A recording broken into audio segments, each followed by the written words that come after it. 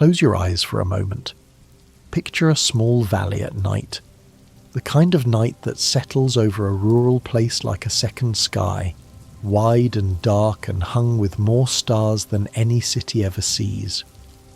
The river catches a little of that light and sends it moving. An owl sounds somewhere beyond the tree line. The farms are quiet. The gardens are resting. The doors of Pelican Town are bolted against nothing in particular, because nothing in particular has ever come, or so it seems. Because here is the truth about Stardew Valley, the truth that hides inside the warmth and the coziness and the gentle rhythm of seasons turning and crops growing and neighbours smiling over wooden fences. There are things in this valley that nobody has explained. There are questions carved into the rock here, older than the town, older perhaps than the people, that have been sitting in the dark for centuries waiting for someone patient enough to ask them. The strange capsule that arrives in the night and cracks open from the inside, the man who appears only in the rain and has been doing so for longer than anyone can remember, the sealed well in the north of town that leads somewhere nobody goes, the figure that flickers at the edge of your vision on a late winter night, small, dark, not quite animal, not quite human, and vanishes before your eyes can catch it. The gold statue that a mayor cannot explain and will not look at directly when you ask. The ancient shrine built deep in the earth beneath a town that has mostly forgotten it is there. Every one of these is a mystery. Every one of them has a story attached to it, even if the story has no ending yet, even if the story is still being written in the quiet hours between your last crop harvest and your first cup of morning coffee. Get comfortable. Pull your blanket close. Tonight, we're going to follow every thread. Before we go into the specific mysteries, we need to understand the particular quality of strangeness that runs through Stardew Valley. Because it isn't dramatic strangeness. It isn't the strangeness of horror or of science fiction. It is the strangeness of a place that is older than it looks, that has been layered over time the way old houses are layered. You repaint the walls, you replace the floors, but underneath everything, the bones are still the shape they were 200 years ago. Stardew Valley is a valley in a country called the Ferngill Republic. It sits ringed by mountains.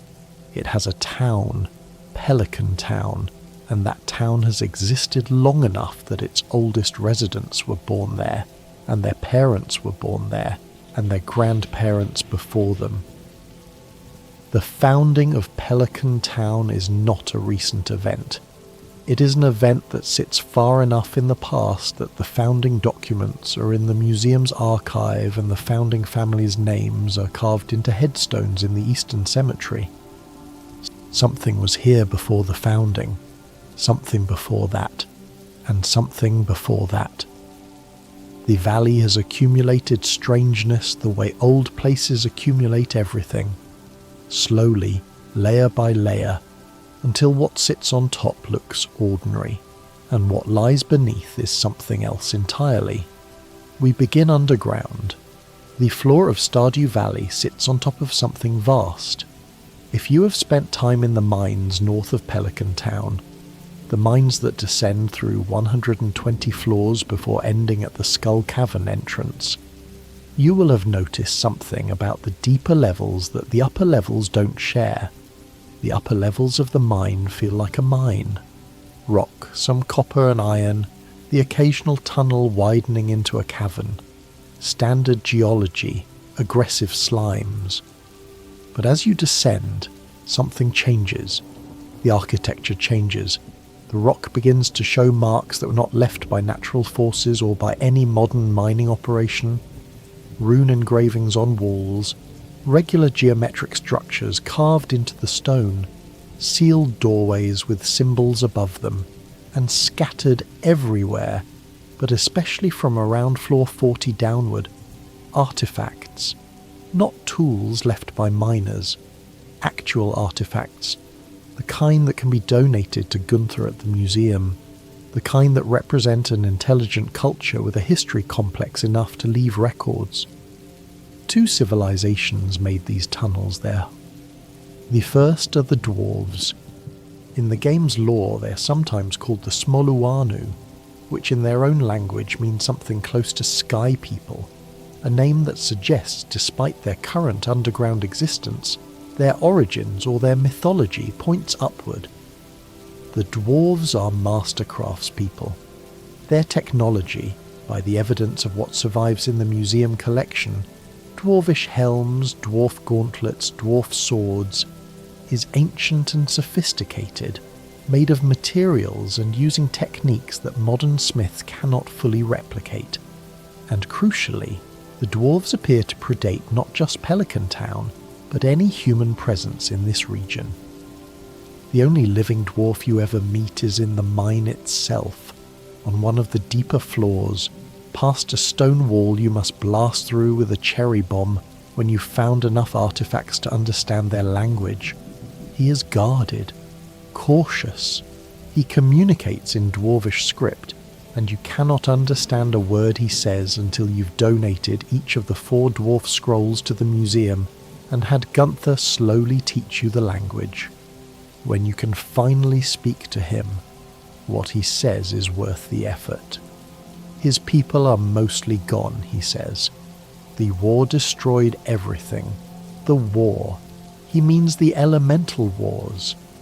The second civilization that called the underground home was the Shadow People, known in the game as beings of shadow, beings that sunlight harms, beings who lived in the deep dark long before anything else, and who built their own culture there, distinct and complete, and unrelated to the dwarves. These 2 peoples shared the underground for a long time, and then they stopped sharing it amicably. And then they fought for roughly 1,000 years in a war that took place in the tunnels beneath a valley that, for the upper half of it, went about its business planting wheat and celebrating the flower dance, completely unaware that a millennium of warfare was happening directly beneath their feet. The war ended. Peace came. But the peace is the fragile kind. The kind built on exhaustion rather than resolution, the kind where both sides still carry wounds. The dwarf in the mine and Krobus, the shadow person who lives in the Pelican Town sewers, have a charged, difficult moment when they meet each other in the sewers if you manage to arrange it. Neither of them has fully healed. Neither of them can. The war was too long, and the losses were too personal, and the peace came because both sides ran out of either resources or words rather than because either side found a way to forgive. What this means for the mines is that they are not simply a source of copper and gold and iridium. They are a graveyard, a battlefield, a civilization's archive and a civilization's wound all at once. Every dwarf scroll you pull from the earth was buried during a war. Every rune-marked doorway was sealed, probably hastily, by someone who was expecting an enemy to come around the corner. The art on the cave walls tells stories in a language it took you weeks of museum donations to learn to read. The mines are the deepest mystery in the valley, not because they are inaccessible, but because they are so old. 1,000 years of war produces an enormous amount of history, and history buried underground, without anyone to maintain or study it, becomes something stranger than history. It becomes archaeology, and archaeology, which is the art of reading what people left behind without meaning to, always tells you more than the official record. There is an object in your farmhouse that you didn't put there. Every new farmer arrives to find, among the mostly decrepit and sad collection of objects left from their grandfather's tenure, a small wooden chest. And in the chest, among other basic starter items, they find a letter. The letter is from their grandfather. It is dated to before his death, which the game has established happened several years ago. The letter explains that he is leaving the farm to you, that he is leaving it specifically for when the emptiness sets in. And he seems to have known, with an eerie precision, exactly what kind of emptiness you would be experiencing when you finally opened it. This is the first mystery. Not a frightening one, but a significant one. What kind of person writes a letter like that? The game gives you memories of your grandfather early on, brief warm flashes of childhood time spent on the farm, an old man with large hands and a patient manner, someone who listened carefully and seemed to understand things about you that you hadn't said. He appears again, in a more developed way, at the summit, the mountaintop accessible only to players who have achieved substantial completion of the game. There his spirit or memory or whatever word suits the nature of what appears materializes and speaks to you directly about the journey you've taken. But the mystery is this. He wrote that letter timed to activate exactly when you needed it. The game's dialogue confirms this is intentional. Grandpa always seemed to know when the time was right. He knew you would end up at Joja Corporation. He knew what corporate employment would do to you. He knew, before you were even old enough to make those choices, that you would one day arrive at the exact kind of spiritual and emotional exhaustion that requires exactly what the farm has to offer. How did he know? There are possibilities. The most straightforward is that grandparents sometimes see trajectories in children that the children can't see in themselves, that wisdom accumulated over a long life allows for a kind of gentle prophecy that isn't magic but feels like it. He watched you as a child. He saw how you responded to stress, to beauty, to the pace of natural things. He made a reasonable prediction, but the game also implies that your grandfather had a relationship with the deeper forces of the valley, the Junimos, the ancient magic of the land, the natural world that exists in parallel with the human one. The Junimos, who are forest spirits of enormous age and sensitivity, respond to your arrival as though they were expecting it. The valley itself seems to reawaken when you start working the farm. These are not the responses of a place that is simply the beneficiary of a random new tenant. These are the responses of a place that has been waiting for something specific.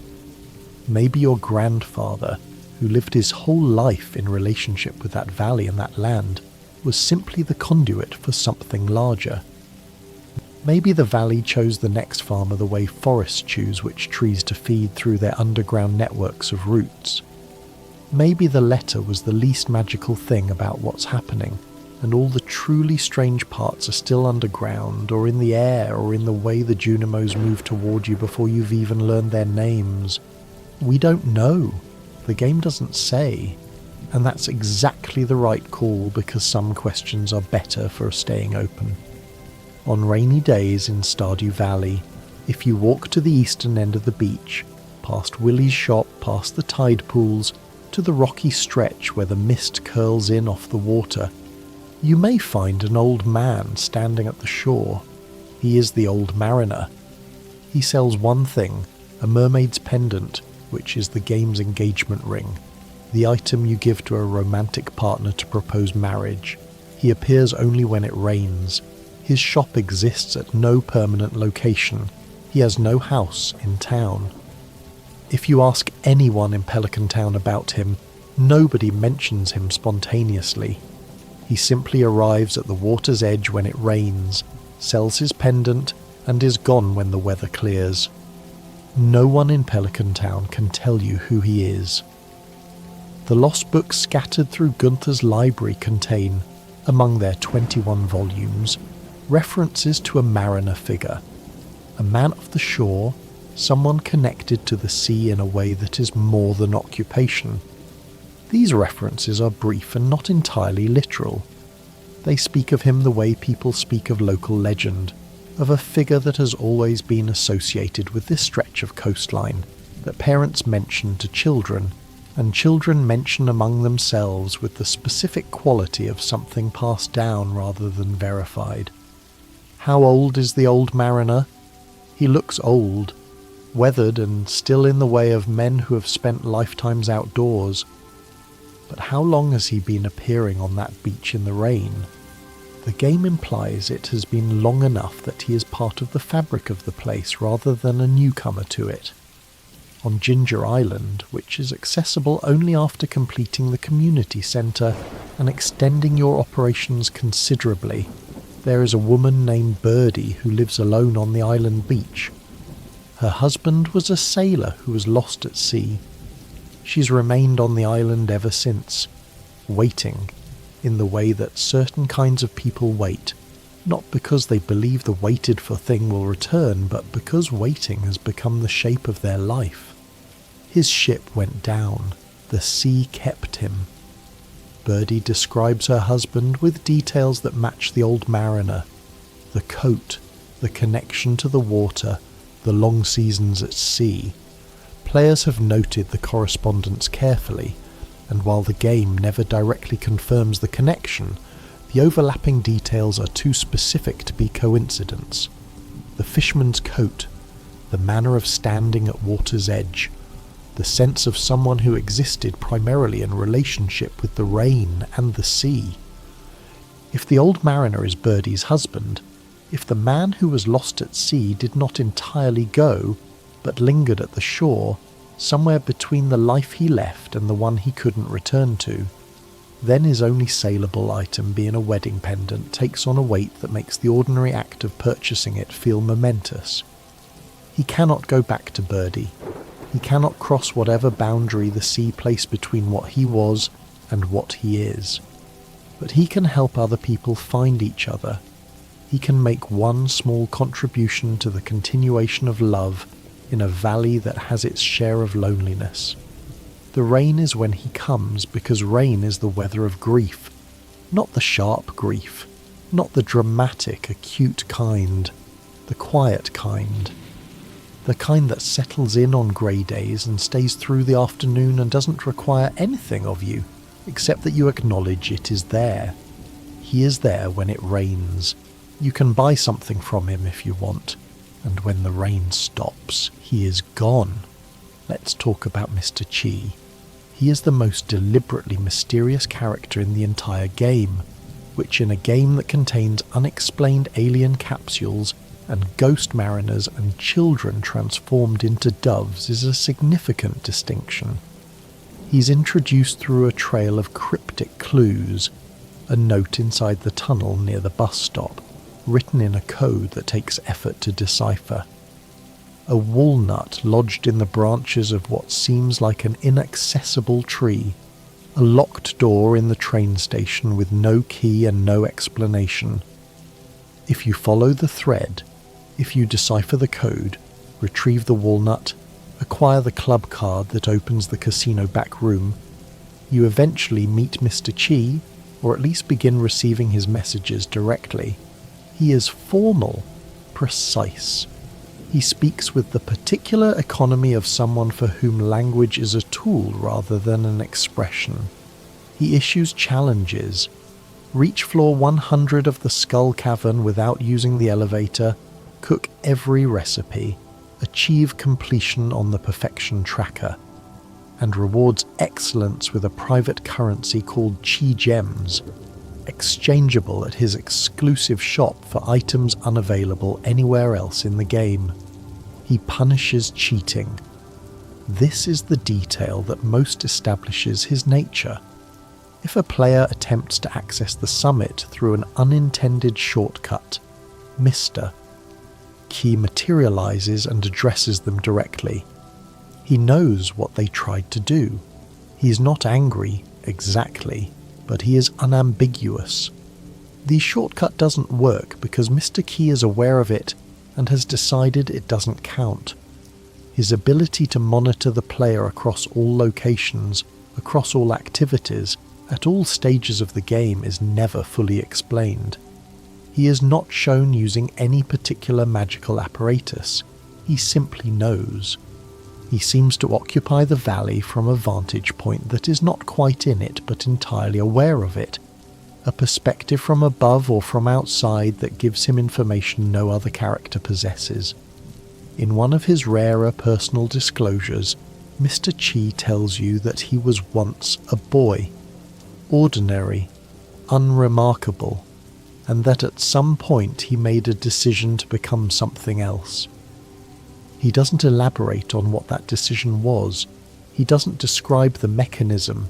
He doesn't say what it cost him. He simply establishes that there was a before, and that the before included ordinariness, and that the after includes whatever this is.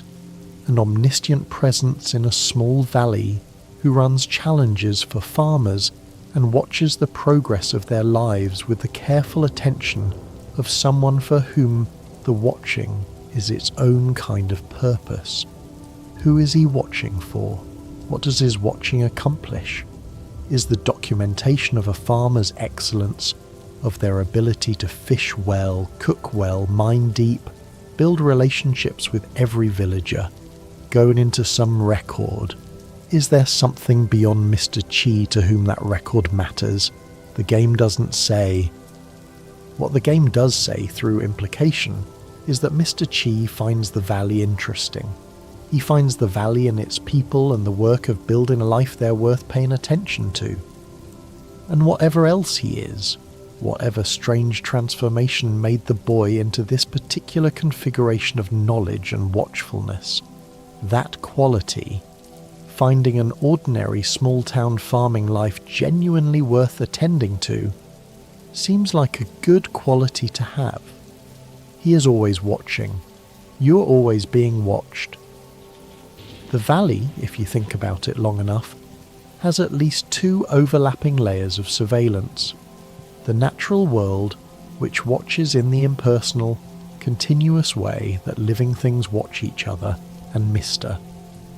Chi, who watches in the specific, intentional way of someone who has decided that this place matters. Under those circumstances, watched from below by the roots of the valley's deep history, and from above by a man who became something beyond ordinary, growing vegetables feels like a performance, a ritual, something offered up to forces larger than the garden. After your first year on the farm, there is a random chance, not guaranteed, not scripted, not announced, that you will wake up one morning to a notification telling you that a strange sound was heard in the night. You go outside. Your farm is the same. Except on a square of land that was empty the day before, there is now an object that definitely was not there. This strange capsule is roughly the size of a small tank. Ovoid.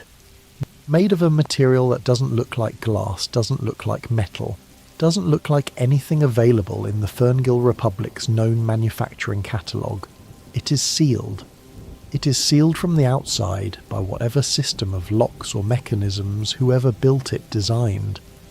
And when you examine it, the game's text is brief and specific. Something fleshy can be seen floating in the fluid inside. Something alive. You cannot open it. You cannot move it. You can try to interact with it. It says nothing back. After 3 days you come outside and find it open, cracked from the inside.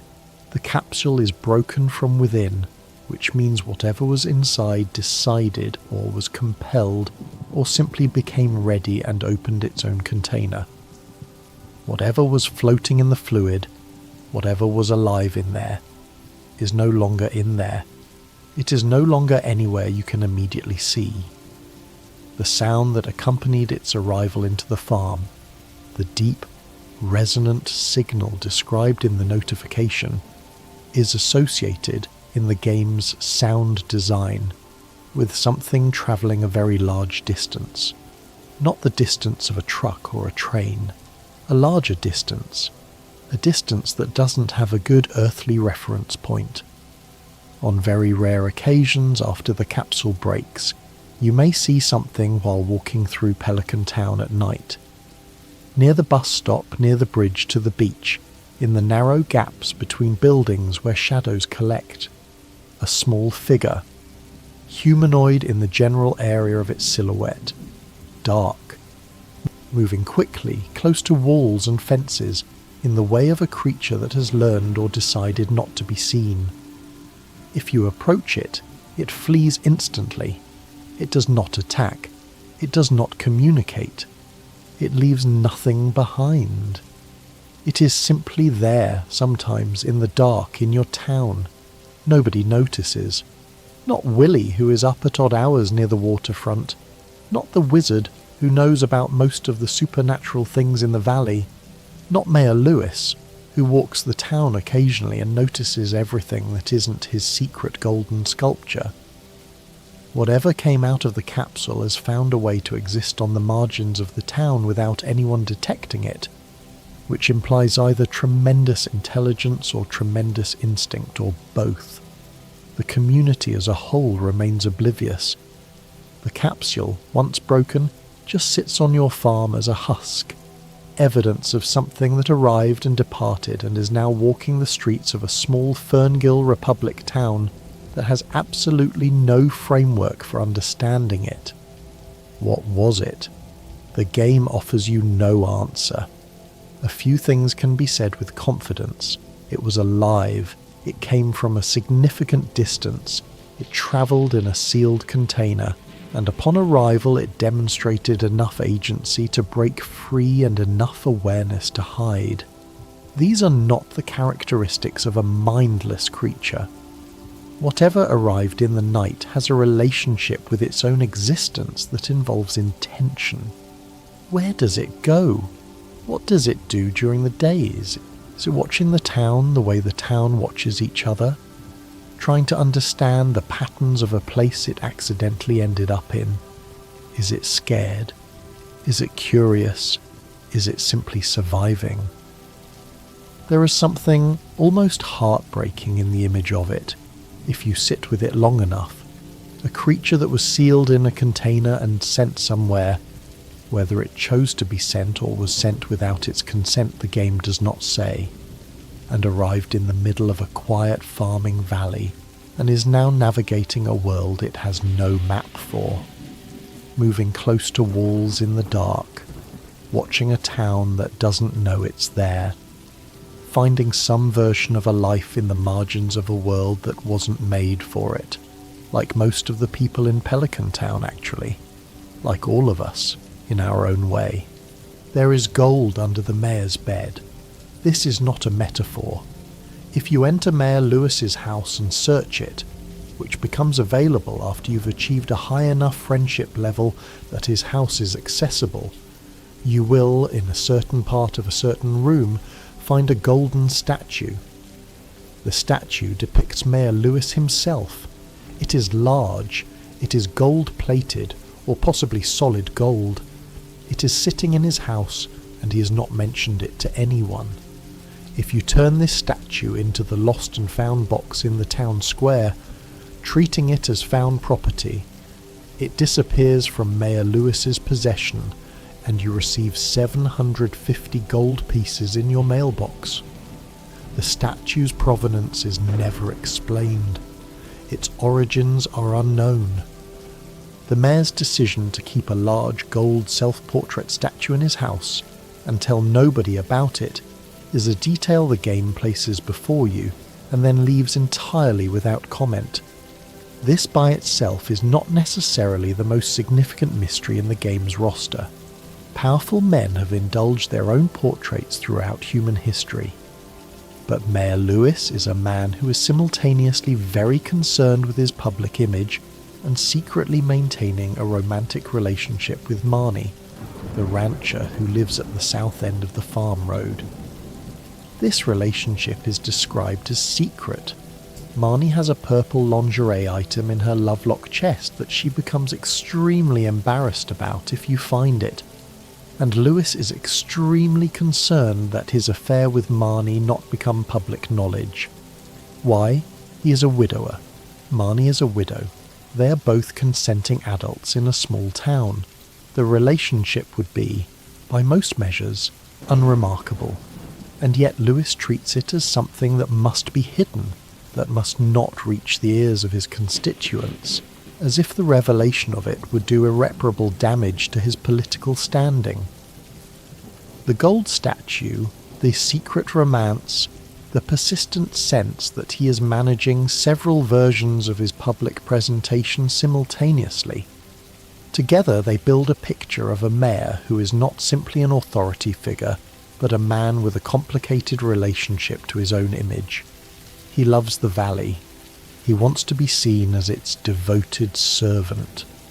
But there are corners of his life he has decided the valley does not get to see. Players have speculated extensively about what the gold statue represents. Some believe it is a gift from a community he served somewhere else first, before Pelican Town. Some believe he commissioned it himself, which would be a remarkable act of ego for a man who presents publicly as humble and service-oriented. Some believe it is connected to his financial relationship with Joja Corporation, that there was a deal made at some point, a compromise of community interest in exchange for something personal. None of these are confirmed.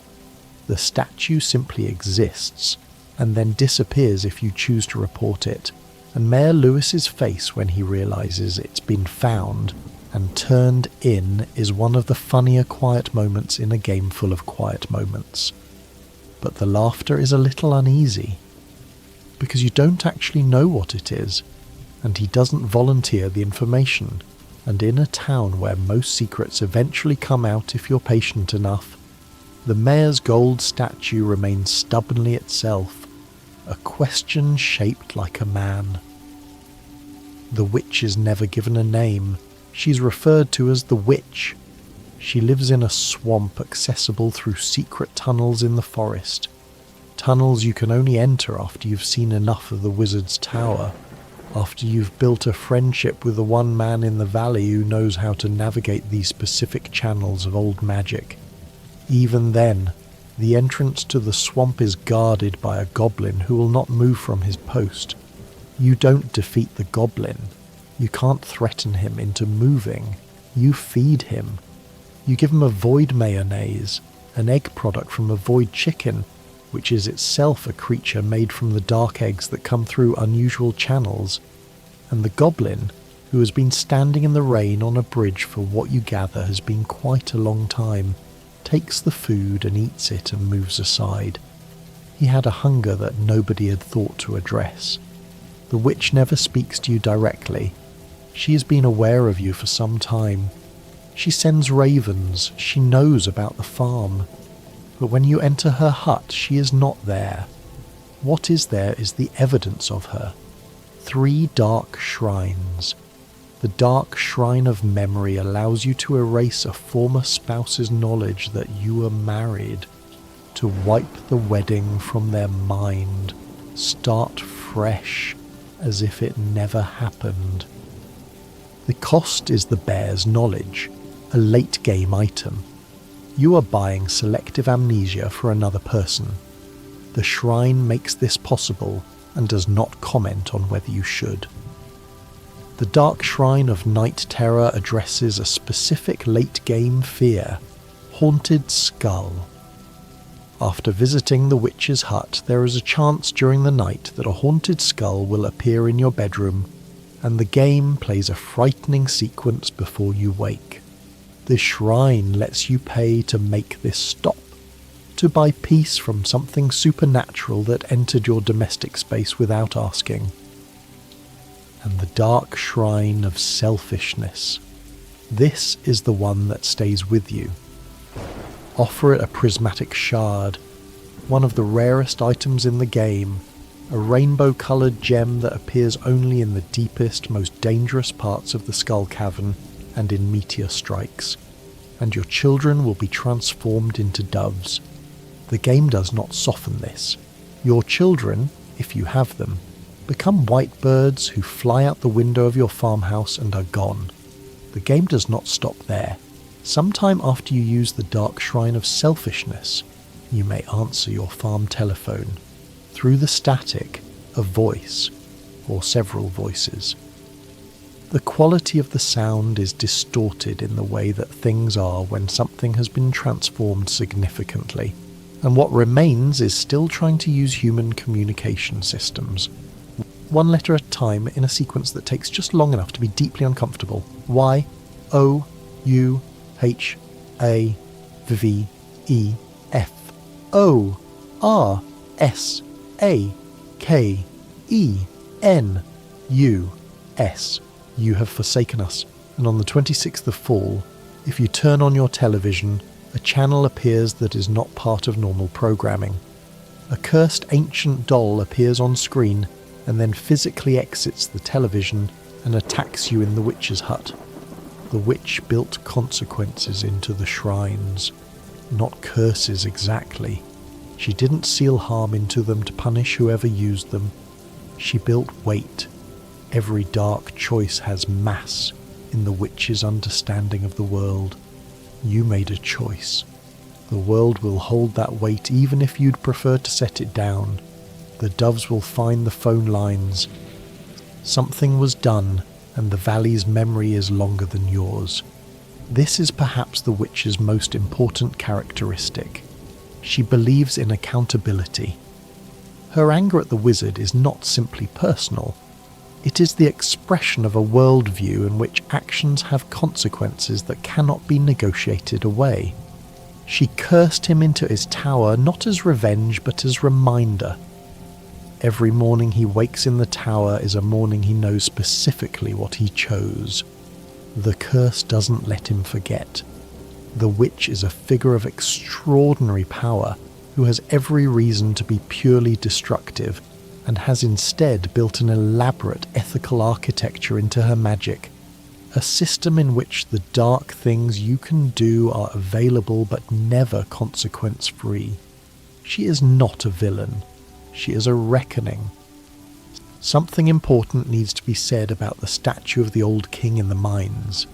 In the deeper levels of the mine, as you descend, you encounter occasional chambers that seem like they were designed rather than formed naturally. Carved out spaces with deliberate geometry, containing specific objects that don't fit the patterns of either the dwarf civilization or any human activity in the valley's history. Among the most specifically mysterious is a statue. Ancient, worn smooth by time, depicting a figure whose features are no longer distinct. The base of the statue has an inscription in a script that is neither Dwarvish nor any known human language used in the Ferngil Republic. The inscription has never been fully translated in any official museum documentation. Gunther, who has catalogued thousands of artifacts from these mines, has no entry for the script itself. This means the statue predates the dwarves, or represents a third party entirely, or belongs to a period of dwarvish history ancient enough that even the modern dwarf language has drifted significantly from what was inscribed on the base. None of these options are comforting from the perspective of someone who is 10 floors underground, holding a pickaxe with limited sleep.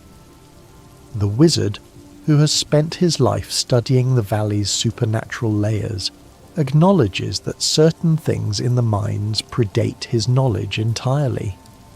He speaks about this carefully, in the way of a scholar who has encountered the edge of their own expertise and is honest about where that edge is. He doesn't pretend the older mystery doesn't exist. He simply says he doesn't know. The lost books contain fragments of text. One volume in particular, a worn book with water damage on the cover, that references what was here before the Smoluanu found it, before the Dark Ones, before anyone who remembers. A chain of befores stretching back so far that the book's author has run out of specific periods and is simply gesturing at an undifferentiated past. What was here before the dwarves? The valley has mountains that are geologically old. It has a river that has carved its bed over millennia. It has soil deep enough to contain artifact layers going back to periods that don't match any civilization the museum's library can name. The Junimos, who are forest spirits, do not appear to have a founding event, as they simply are, and appear to have been for as long as the forest has been a forest. Some of the mushrooms in the deep cave levels appear in the museum descriptions as unknown species with no known taxonomy, suggesting the ecology of the underground is still, in significant ways, uncharted. Something was here first. Whatever it was, it left a statue that nobody can read. And the dwarf, who has lived in these tunnels for his entire remembered life, when you ask him about the statue, goes quiet in a way that is different from his usual guardedness. The usual guardedness is earned wariness. The quiet around the statue is something else. Reverence, possibly. Fear, possibly. The acknowledgement of something older than even his oldest stories. The oldest mystery is always the one for which no one alive has the words. Abigail holds the most interesting hereditary mystery in Pelican Town. She is the daughter, officially, of Pierre, the general store owner, and Caroline, his wife. She has purple hair. The hair, according to Abigail herself, never fades. She doesn't dye it. It grows in purple. It washes and dries purple. It is, in the genetic sense, simply purple. She eats quartz. This is not a translation issue or a game mechanic abstraction. Abigail explicitly says she enjoys eating quartz. She says the taste is pleasant. She is, by any reasonable metabolic standard, not supposed to be able to eat a mineral. And yet both the preference and the ability seem to be working just fine for her. She has a supernatural affinity for the occult that goes beyond interest. She practices it in her room, leaves occult materials around the house, and the wizard, who knows about things that nobody else in town knows, notices her with the special attention of someone who recognizes a quality in a stranger that they associate with something very specific in themselves. The wizard, separately from any conversation about Abigail specifically, tells you that he believes one of the residents of Pelican Town is his daughter. He does not name anyone. He says he watches.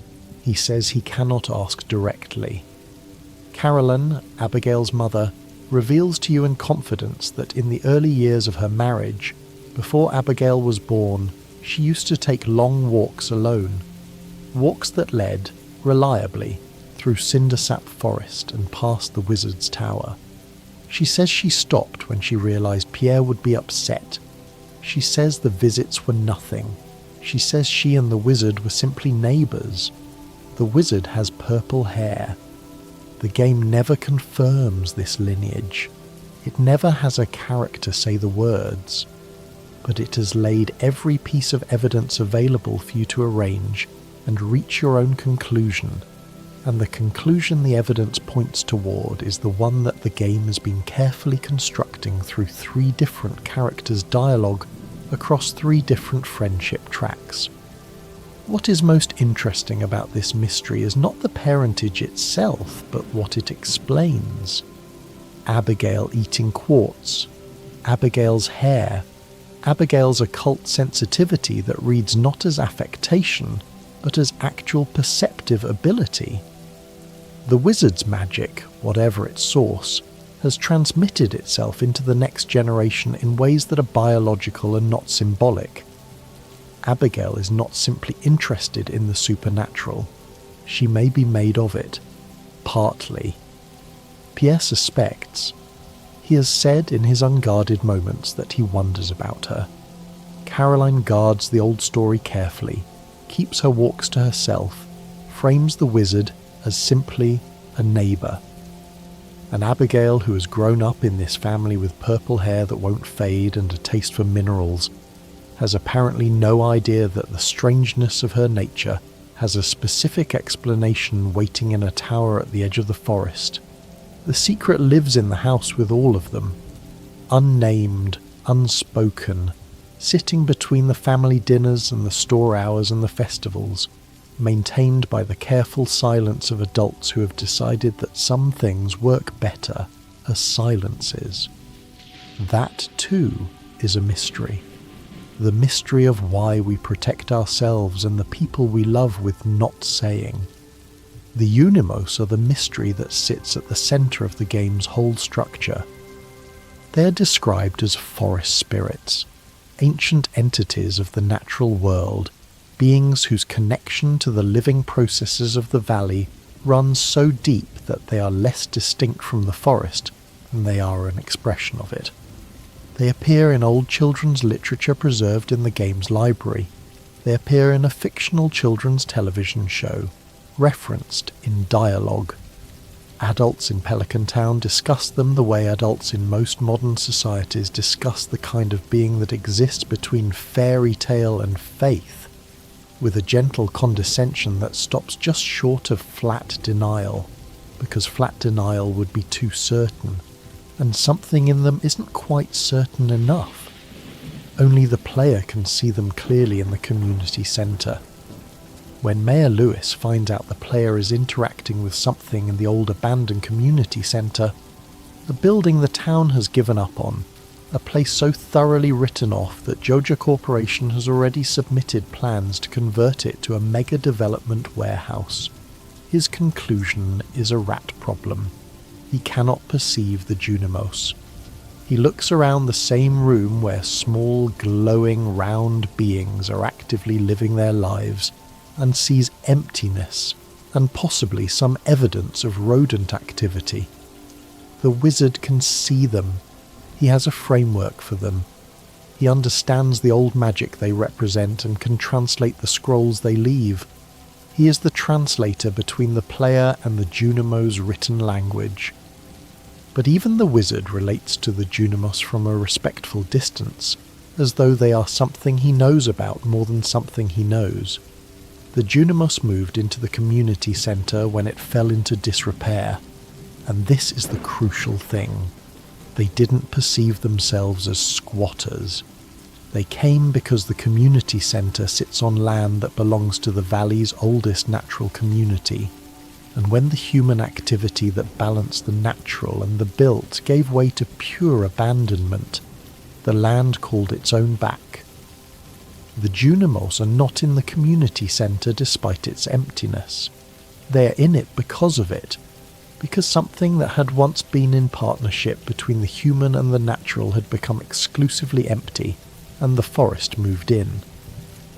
This makes the community centre project not simply a civic improvement scheme, but a renegotiation of a relationship. When you bring the Junimos the gifts they ask for, crops, fish, foraged items, minerals, animal products, you are not bribing supernatural forces. You are demonstrating the valley's capacity to be alive. You are showing, season by season, that what the farming life produces is the full spectrum of what living here can mean. And the Junimos, satisfied that the partnership is real, fix the building in return. Where do they go when it's done? The wizard suggests they return to the in-between, the space that underlies the visible world, from which spirit beings like the Junimos can see and occasionally enter. They are not gone in the sense of having ceased to exist. They have simply become not visible again, which is their natural state when not engaged in the specific work of restoring a damaged relationship between a community and its land. But there is something more unsettling in the Junimos if you follow the Joja route. If you purchase all the community centre upgrades through Joja Corporation, paying for the same infrastructure improvements through the machine of corporate efficiency, rather than through seasonal work and relationships with the land. The Junimos do not celebrate. They do not appear at all. The building is renovated into a warehouse. The infrastructure is in place. The bus runs, the minecarts work. The bridge to the quarry is repaired. But the Junimos are not there. What happened to them? They didn't win. The land that they considered theirs has been converted not to partnership but to corporate utility. The Junimos, being sensitive to the moral quality of human activity with the land, recognize the difference between what the community centre restoration represented and what the Joja root represents, and simply withdrew completely, permanently, within the scope of that save file. This implies something important about the Junimos. They are not indifferent to human choices. They know the difference between restoration and commodification. They know the difference between a community rebuilding something that was lost and a corporation monetizing an asset. And they decide, based on that knowledge, whether to participate or to disappear. Ancient spirits with opinions about corporate behaviour is one of the fonder mysteries in Stardew Valley. The dwarf scrolls are among the most important artefacts in Gunther's museum, and not only because they teach you a language. There are 4 of them, each found in different floors of the mine, each written in a different dialect of Dwarvish that together, when combined and studied, allow for translation of the language the dwarf uses to communicate. This is the game's mechanics at work. You collect scrolls, donate them, learn the language, speak to the dwarf. Simple enough as progression system, but read the scrolls themselves. Read what you get access to when Gunther translates the fragments during the donation process, and something stranger emerges. The scrolls are not a language primer. They're historical texts, fragments of the Dwarvish Chronicle, covering different periods of the civilization's history. One scroll covers what the dwarves describe as the time before Sky, a period when the dwarves, or those who became the dwarves, lived above ground, a period before the move underground, a period before the war. The time before Sky is described with something like nostalgia in the scroll's text, the kind of nostalgia that suggests the sky was not simply a different location, but a different kind of life, a different relationship to the world. Why did the dwarves go underground? The time before. Sky texts don't say directly. They describe the underground as a place they sought, not a place they were driven to by necessity, which complicates the narrative of them as invaders of pre-existing shadow people territory. But they also describe something above, something that made the surface untenable, something vague enough in the ancient text that Gunther's translation notes acknowledge they cannot be certain of the exact referent. Whatever was happening above ground at the time the dwarves went underground was significant enough to be worth leaving everything familiar behind. Some players have theorized that the dwarven migration underground is connected to the same event, or the same kind of event, that produced the shadow people as a culture. That both civilizations are underground for the same reason, coming from different original populations that ended up in the same space for related causes. That the elemental wars were, in part, a war between 2 groups of refugees who didn't know they were both running from the same thing. This is speculation. But it is the kind of speculation the game makes room for. The kind that finds its footing in the specifically placed gaps of the dwarvish historical record. The dwarves who built this civilization were sophisticated enough to have a written language, an architecture, an economy, a military. They were sophisticated enough to have historians, to have in those scrolls the equivalent of national archives. And now the only living representative of that civilization is a single individual in a mine, who communicates in a language almost nobody understands, who has seen his people reduced from a kingdom to himself. Every word he has ever said to anyone who could understand him has been said to you. You might be the only person in living memory who has bothered to learn enough of his language to have a conversation with him. What must that feel like? To have held an entire civilization's worth of history inside yourself, in the form of language and tradition, and the accumulated knowledge of generations, and to have had no one to give it to. What do you say to the first person who finally asks? The secret woods are accessed by chopping through an old log at the northwest end of Cindersap Forest.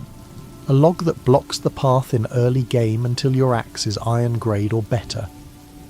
What lies beyond is a clearing of an obviously different character from the rest of the forest. Older trees, different light, a small pond with legendary enchantments on it, ancient stone pediments, carved, set around the clearing in a pattern that suggests deliberate placement rather than natural accumulation. And once a week, in the secret woods, a small figure appears, Old Master Canoli. He is a stone statue, not a living being, not someone who walks there, but a carved effigy of an ancient person installed at one of the stone pediments. He has a text on his base. He is seeking the sweetest taste. If you offer him a sweet gemberry, grown from the rare seed that can only be bought from the travelling cart merchant on specific days, the statue rewards you with a Stardrop. There are 7 Stardrops in the game. Each one increases your maximum energy. Some are given by characters you know well, some are purchased. The one from Old Master Canoli is the most mysterious in its mechanics. Not because the exchange is complicated, but because of what Master Canoli is.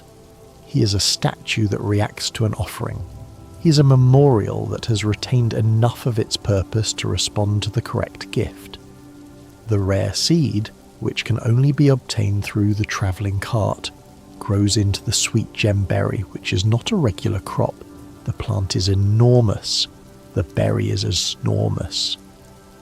The rarity of both the seed and the process of growing it suggests that this exchange, this particular gift for this particular reward, is a preserved ritual.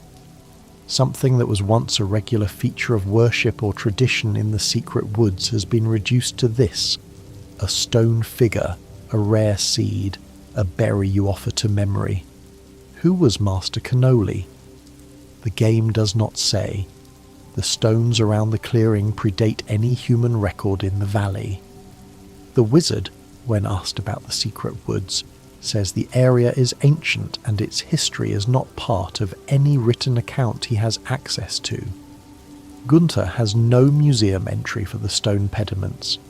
They are simply there, in the woods, and they have been there long enough that the forest has grown entirely around them, and the clearing in which they stand exists because the trees, for whatever reason, will not grow inside the circle. There are people who have speculated that the secret woods are the remnant of a pre-dwarven, pre-shadow people culture, that the stones were placed by whatever it was that inhabited this valley before both underground civilizations, before any human settlement, before any period with a name. That Master Canoli is not a Pelican Town founder's memorial, but the effigy of something much older, something that had a relationship with the valley's deepest energies that the Junimo simply continued after whatever built those stones was gone. You go into the secret woods and you offer a berry to a stone, and you receive energy. The stone takes the offering and gives back something from a store that has presumably been there for centuries, waiting for someone with the right gift to make the right approach. The valley is very old. Some parts of it remember being young. There are 21 lost books buried in the valley. They appear in artifact spots, the little worms of fresh earth that appear in the tilled fields and the forest floor, the treasure chests in rivers. Each one is a book that was once in a library, in someone's collection, in a life that has since moved on or ended. Gunther accepts them and puts them in the library, and you can read them, and they tell you an enormous amount about the world of Stardew Valley, in ways that the direct gameplay doesn't. Some are scientific texts, study of local fauna and weather. Some are philosophical or religious, including the highlights from the Book of Yoba that describes the valley's dominant religious cosmology.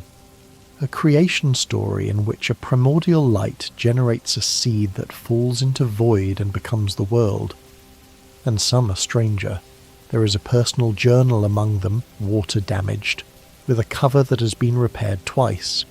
It belongs to an unnamed author who appears to be a previous tenant of some property in the valley. The entries describe a series of events that become more unusual as the journal continues. Sounds heard at odd hours, objects found in different places than where they were left, a dream that seems to have continued across what the author believes is the boundary between sleep and waking. The final entry of the journal, for which the date is either illegible or absent, says only, "It knows I'm here. I don't think I'll write this down anymore. It knows I'm here." What it is, the journal does not say. It never named the thing it was becoming aware of. The final entry is the recognition of mutual perception. Whatever was in the room or the building with the author, whatever had been moving their objects and interpolating itself into their dreams, had confirmed by some sign that it was aware of being watched, and the author, faced with that confirmation, stopped the record. The journal is in Gunther's library now. The valley kept it, the way the valley keeps things, in the soil, in the places underground, in the parts of the world that are patient enough to outlast whoever originally held them. The night market runs for 3 days in the heart of winter, from the 20th to the 22nd. It transforms the beach into something that shouldn't be possible in a small coastal town.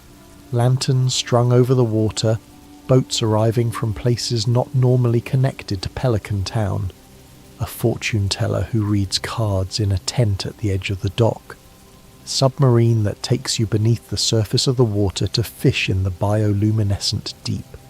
On one of those nights, at a specific time, something appears in the dark water south of the dock, small, green, 2 very large eyes at the surface barely above the waterline, and delicate antennae that break the surface before the head does. It looks at the night market, the lanterns, the boats, the humans moving between stalls in their winter coats, with an expression that is, to the degree that a pair of large eyes can convey expression, one of curious longing. The kind of look you give a party you weren't quite invited to but have come to watch from a nearby vantage point. Then it disappears, back beneath the surface. And if you aren't looking at exactly the right place at exactly the right moment during the 3 nights, you miss it entirely. The wizard mentions during the Luau festival in summer that merpeople are real. He says this as an aside, a piece of information he volunteers with the specificity of someone who knows through experience rather than through legend. Merpeople are real, they find human festivals interesting, and they are quite sensitive to ocean pollution. The water creature at the night market, which appears during the largest human festival the beach annually hosts, which demonstrates exactly the level of cautious interest in human activity the wizard attributes to merpeople, which is too specific and too repeated to be coincidence, is almost certainly one of them. The old mariner sells a mermaid's pendant. He operates specifically along the Pelican Town coastline. The night market, which is the one event of the year that draws the most maritime activity to the beach, is the one event he does not attend, but it is attended at a careful distance by whatever comes to the surface of the water and watches the lights. These elements of the game's coastal world form a coherent picture. The ocean in Stardew Valley is inhabited in ways that its surface doesn't reveal. There are beings down there who have their own perspective on the human world above them, who observe its festivals from below, who interact with it through intermediaries like the old mariner. The mermaid's pendant is a human object that is also a cultural artifact of a sea-dwelling people.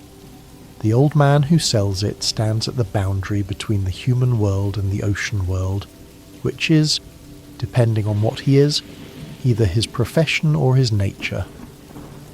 The thing in the water at the night market looks at the lanterns and the people and the boats, and you cannot see its expression clearly. You can only see that it is looking, and then it decides, for reasons its own, that it has seen enough, and it slips back beneath the water, and the night market continues without it. The ocean keeps its own calendar, the ocean has its own festivals. The lanterns on the dock are, from a certain perspective, very small. There are hints scattered through the game, in dialogue, in lost books, in the names and dates of museum artifacts, of a period the valley's history calls the Old Age. Not the old age of specific characters, but an old age of the valley itself, a period before the current settlement, before the Ferngill Republic, before recorded history as the current inhabitants would understand it. During the Old Age, something different was here. The artifacts that correspond to this period, as Gunther notes in his response when you donate them, are of indeterminate origin, which means they don't match any known cultural catalogue. Not dwarven, not shadow people, not any human civilization with a name in the Republic's historical archive. There are a handful of these genuinely unattributable items. A small ceramic figurine with a stylized animal face. Not any animal that exists in the valley's current ecosystems. A piece of woven fabric preserved somehow in an anaerobic pocket of soil, with a pattern that doesn't correspond to any known textile tradition. A copper disc with a hole in the centre, and markings around the rim that are not writing exactly, but that are also not purely decorative. Gunther catalogues them carefully and provides approximate age estimates based on stratigraphy, the layer of soil they came from, compared to layers that can be dated by other means. His estimates place these objects at roughly 3,000 to 4,000 years old, which puts them at a full 3,000 years before the oldest dwarven artifact he has on record. 3,000 years earlier than the dwarves, 3,000 years earlier than the known underground civilizations, before the time before sky of the Dwarvish Chronicles, before the Shadow People's earliest preserved cultural artifacts. Something was here then, in the valley, and it made things, and those things are still in the ground, and nobody alive knows who made them or what they were called or why they left or if they left or what happened. The valley hums with them. The tilled earth covers them. They come up occasionally at the end of a pitchfork, are brought to Gunther, are placed behind museum glass, are labelled unknown, and dated approximately and left there for anyone sufficiently curious to wonder about. The most ancient mystery in Stardew Valley is the oldest one, not what the dwarves built, or who the old mariner is, or what came out of the capsule, but who was here first, what they knew, and what they understood about this particular valley that made it worth making things in. There is a well in the north of town, across the mountain river near the base of the trail that leads up to Robin's carpenter shop. It is old, older than most of the town's visible architecture. It is sealed.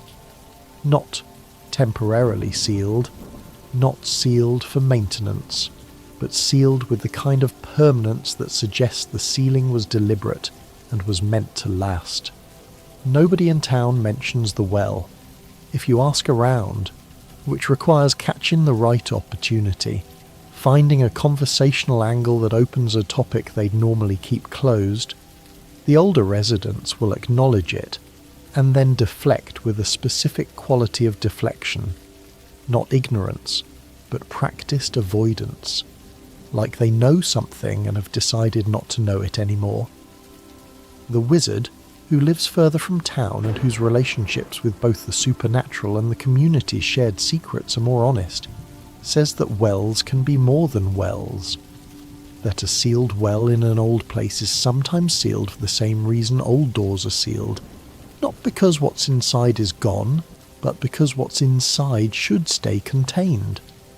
He does not say what is inside the well. He speaks carefully, in the way he always speaks carefully about things in the valley whose nature he respects enough not to be casual about. The well is not a game mechanic.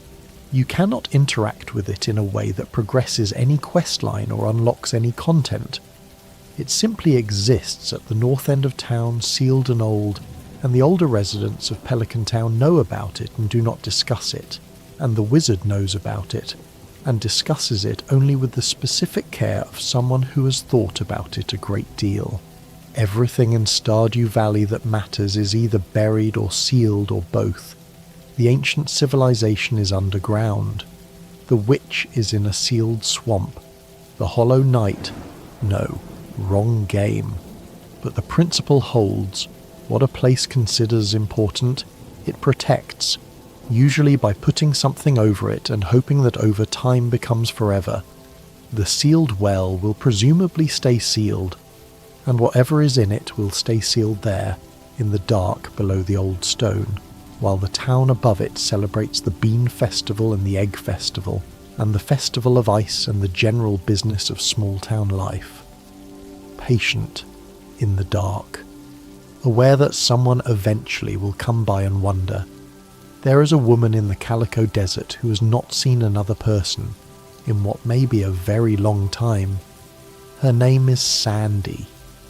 She runs the Oasis, a small shop at the edge of the desert accessible only by the bus route that Pam drives, and only once you've spent enough resources to restore the bus stop at the edge of town. The Oasis sells specialty seeds and the occasional rare item. Sandy is behind the counter every single day, without exception, wearing a warm smile and the practiced cheerfulness of someone who has been doing this for long enough that cheerfulness has become the default rather than the mood. The desert around the Oasis is vast and empty. The bouncer at the casino entrance next door does not speak. The bus comes once per day. Most days the only person who steps off it is you. Sandy has no heart events. None. In a game where spending enough time with someone always eventually unlocks another layer of who they are, another private grief, another secret carried, another truth they couldn't say before the friendship deepened. Sandy has no private layer accessible to the player. Her friendship increases, and she sends gifts in the mail, and she's always glad to see you, and she's always there, and that is all. Players have noted this with a kind of sad recognition. The absence of heart events is not an oversight in a game as carefully crafted as Stardew Valley. It is a choice. Sandy does not have an interior life the game shows you, because the game is letting you experience her the way most people in her situation would be experienced by others, as the always cheerful surface, the reliable good mood, the person who was fine the last time you checked and is presumably fine now. Emily is her friend. Emily, who works at the Stardrops saloon in Pelican Town, mentions Sandy fondly, says they write letters. Letters are what you send when you can't be there. Letters are the connection maintained over distance by people who have accepted the distance. Emily is in Pelican Town, surrounded by people, running out her shift at a bar bustling with locals, engaged with the world in the fully automatic way of someone embedded in a community. Sandy is in the Calico Desert, writing letters. The mystery of Sandy is not dramatic. There is no revelation waiting. She's simply a woman in a hot, empty place, being cheerful every day, and the cheerfulness is either armour or faith, either a protection from the weight of the aloneness or a genuine peace with it. And you cannot tell which, and you will never be able to tell which, because the game does not give you the access needed to find out. She smiles when the bus arrives. She smiles when it leaves. The desert behind her shop does not care either way. The Calico Desert is beautiful, in its spare way. The sunsets are extraordinary. But beauty is not company, and Sandy stands in the oasis at the edge of beauty and sells specialty seeds to farmers who will take them back to a valley full of people. She never asks you to stay. The travelling cart appears in Cindersap Forest on Fridays and Sundays, at the southern end of the map, parked in the shadow of the trees. It's operated by a pig in a large cloak. A pig, actually, which is the species label the game assigns to the merchant, and it contains a rotating selection of goods that is one of the stranger inventories in any game. Rare seeds, artifacts that should be in the museum, items locked behind other seasons or other shops, recipes that can't be found anywhere else. The cart appears, the cart leaves, the cart cannot be found anywhere in between, and the merchant does not appear elsewhere in the valley, and where the cart goes between Friday evening and Sunday morning is a mystery that nobody in town seems to find particularly worth asking about. The more interesting mystery is what the merchant sells. Some of it is clearly legitimate trade, seeds, cloth, food, but some of it is clearly acquired through unusual channels. She mentions casually that some of her rarer goods come from across the Gem Sea, which is to say that they come from the territory of the Gotoro Empire, with which the Ferngil Republic is actively at war. She is smuggling from an enemy nation. She says this as an aside, with the cheerful indifference of someone who's been doing it long enough that the moral complexity has smoothed itself into simple commerce. She has goods. You have gold. The war is happening somewhere else, and the things she has are things you want, and that, in her view, is the extent of the relevant considerations. This tells you something about the world that Pelican Town's pleasant daily life tends to obscure. The war with the Gotoro Empire is real. It is active. It is consuming resources and people, and the particular kind of attention that nations pay to active conflicts. And someone is moving things out of enemy territory and across the sea and into a forest outside a small farming town, and nobody in charge has noticed or cared or been in a position to do anything about it. The travelling cart also contains the rare seed, the one seed that grows into the sweet gem berry required to satisfy Old Master Canoli in the secret woods. Why does the cart have a rare seed? It has no in-universe explanation. The seed is ancient. The ritual in the secret woods is ancient. The cart, which travels between mysterious points on mysterious days, has it available occasionally for a price. Is the travelling cart connected to the network of old mysteries that runs beneath the valley? Or is it simply that unusual things accumulate around unusual trade routes, and a seed that has been passed hand to hand for centuries will occasionally end up in a market stall, priced by someone who has no idea what it's actually for and is simply selling what they have? The cart is back on Sunday. The cart is gone on Monday. The forest has no memory of where it went. At the summit of the mountain at the edge of the valley, a summit accessible only after achieving a near complete level of engagement with everything the valley has to offer, you arrive at a platform above the clouds and you're left alone with the view. The mountains curve in every direction. Below them, invisible at this height, Pelican Town goes about its business. The general store opens, the fishing boats go out. The Stardrops saloon fills gradually as evening comes. The farm, somewhere beneath the lip of the mountain, produces its steady abundance. All of it is down there, and none of it can be seen, and you are alone at the top with the sky and the quiet and the sense that you have travelled a very long way to get here. And then your grandfather appears. He materializes at the edge of the platform in the form of a warm, luminous presence, a shape rather than a solid form, a quality of being rather than a physical body. He doesn't speak at length, but what he says, in the particular tone of someone who's been waiting to say it and finally can, is that he is proud. That this is exactly what he hoped for, that when he left the farm to you, he wasn't leaving you the earth and the buildings. He was leaving you a way back. The summit is the clearest moment in the entire game in which the supernatural nature of the valley is directly applied to the most personal part of your experience. Your grandfather, who died before the game began, who exists only in memory and in the letter he left you, is present at the summit of a mountain in some form, not as a ghost, not as a haunting, but as something that the valley has provided access to. Some version of your grandfather exists in a form the valley can make available to people who earn the right vantage point from which to see it. This is the valley's deepest magic. Not the Junimos in the community centre, not the witches' shrines, not the alien capsule or the strange note in the sewer.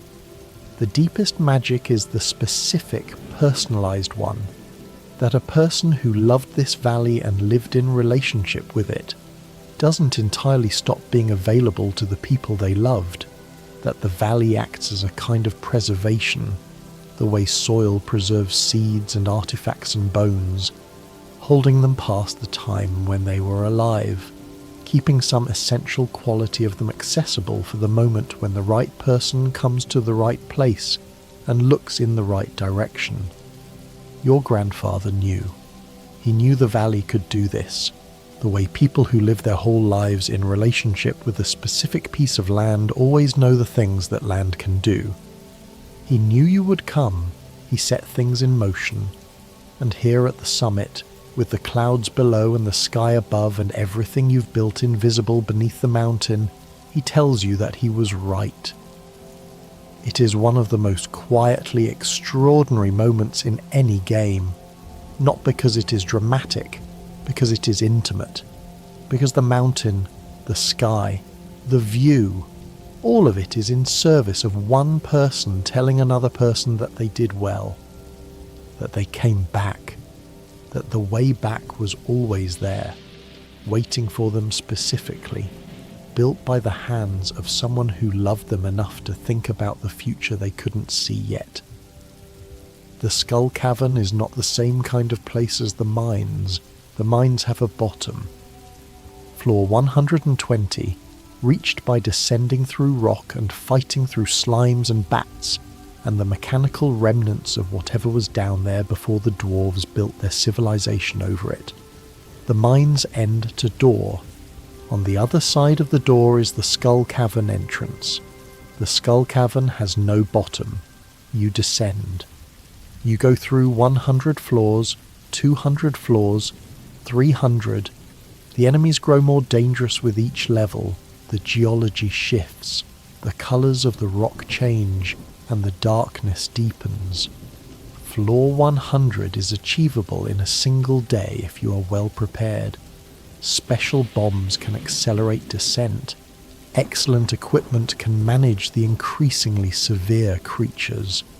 But there is no floor at which the game says, "Here, this is the last one.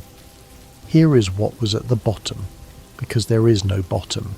This is one of the most quietly terrifying things in the entire game, once you think about it long enough. The mines are a mystery of depth. They go further than any mine should, contain more history than any mine should, end at a door that leads somewhere darker. But the skull cavern is a mystery of infinitude. It doesn't end because it doesn't have an architect who thought an end was necessary.